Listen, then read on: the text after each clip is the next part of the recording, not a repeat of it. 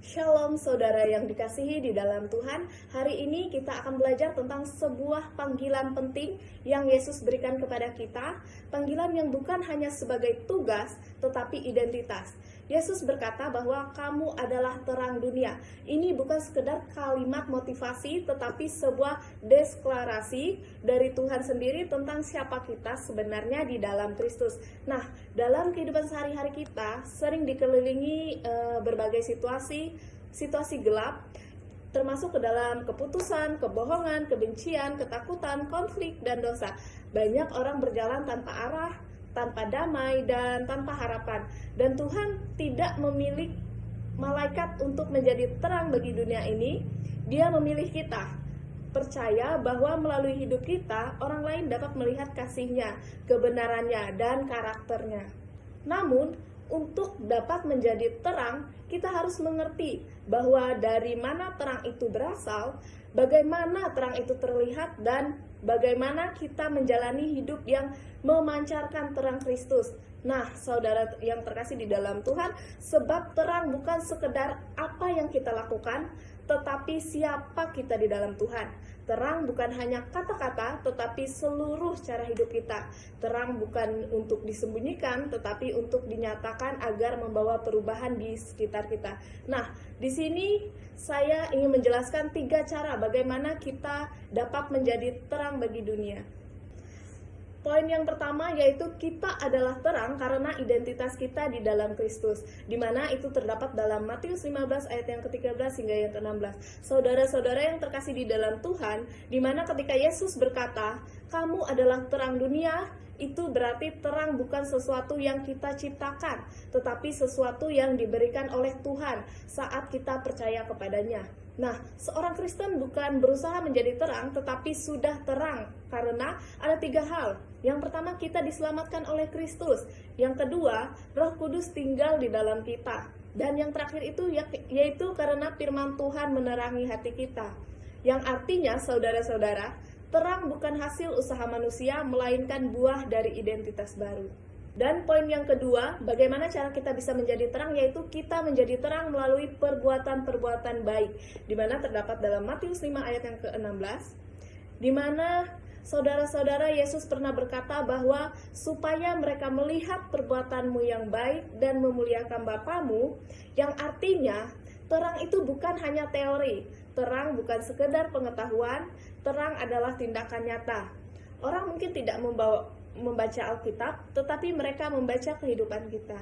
Dan juga perbuatan baik bukan untuk pamer, yang artinya Yesus tidak meminta kita melakukan kebaikan supaya dipuji melalui motif kita.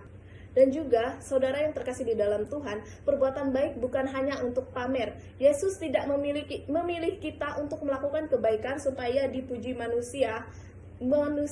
Motif kita yaitu karena kita adalah anak terang, karena kita mencerminkan karakter Allah, karena kasih Kristus mengalir di hati kita. Jadi saudara yang terkasih di dalam Tuhan, saat orang melihat perbuatan kita, mereka berkata, "Sungguh Tuhan yang mereka sembah baik dan penuh kasih." Nah, kemudian kembali kepada Allah, bukan kepada kita.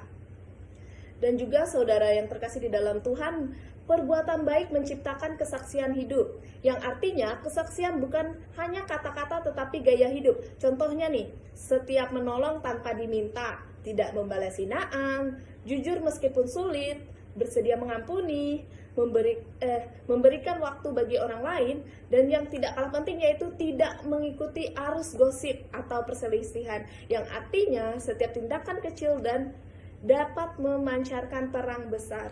Poin yang ketiga, bagaimana cara kita menjadi terang, yaitu kita menjadi terang dengan hidup sesuai dengan firman dan menjauhi perbuatan gelap, yang dimana itu terdapat dalam Efesus 5 ayat yang ke-8 hingga yang ke-9, di mana Paulus pernah berkata bahwa dulu kamu adalah kegelapan, yang bukan hanya di dalam tetapi menjadi kegelapan, yang artinya saudara yang terkasih di dalam Tuhan, di mana dulu hidup kita ini jauh dari Tuhan. Dulu dosa menguasai kita, dulu cara berpikir kita mengikuti dunia. Tetapi saudara yang dikasih di dalam Tuhan, tetapi sekarang setelah menerima Kristus, kita menjadi terang. Yang saya ingin saudara-saudara yang dikasihi dalam Tuhan pahami bahwa ada perpindahan besar dalam hidup kita, dari kegelapan ke terang, dari dosa ke hidup baru, dari kematian rohani ke kehidupan bersama Kristus. Di mana di sini ada poin bahwa hidup sesuai firman adalah dasar menjadi terang, yang artinya saudara-saudara sekalian, firman Tuhan adalah pelita bagi kaki kita. Tanpa firman, kita akan mudah, yang pertama, tersesat. Yang kedua, mengikuti arus dunia. Yang ketiga, tergoda melakukan dosa. Dan yang terakhir, yang tidak kalah penting, yaitu kehilangan arah hidup. Tetapi, ketika firman ada di hati, hati kita ini dapat menjadi lembut.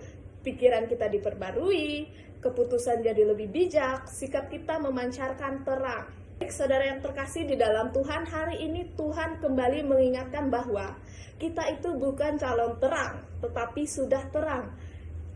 Terang harus bersinar lewat perbuatan baik, dan juga terang akan semakin terang jika kita hidup sesuai dengan firman Tuhan dan menjauhi gelap. Saudara yang terkasih di dalam Tuhan, kita tahu bahwa dunia sedang menunggu terangmu. Banyak hati yang gelap menantikan kasih Tuhan lewat hidupmu atau lewat hidup kita. Keluarga, teman, sekolah, rekan kerja, bahkan orang yang tidak mengenalmu, semua membutuhkan terang dalam Tuhan dan memancarkan melalui dirimu. Biarlah hidup kita memuliakan Allah. Tuhan Yesus memberkati. Bye-bye.